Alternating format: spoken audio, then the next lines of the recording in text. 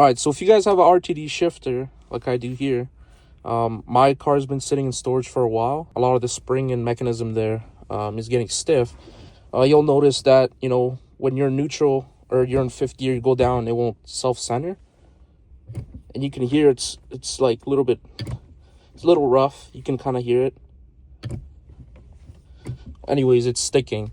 There's a super easy fix. All you got to do is lift up your booth. Get a 17mm wrench. I have an adjustable one here, which is fine. You want to turn it maybe half a turn. There's a big nut on there. Just enough to give your shifter some back and forth play. And what you want to do is spray some grease on the spring, on the threads here where the nut is, and then in this hole right here where it tells you to spray grease, right in there. And that'll lubricate that RTD DSSR over there. You can just clean the residue with some paper towel. Once this cures, it thickens up. It's just lithium grease for metal to metal. This is the stuff I used.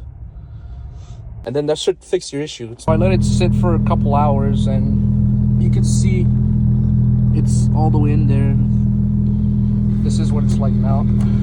Smooth as butter. There you go. Just put the booth back on and you're good to go.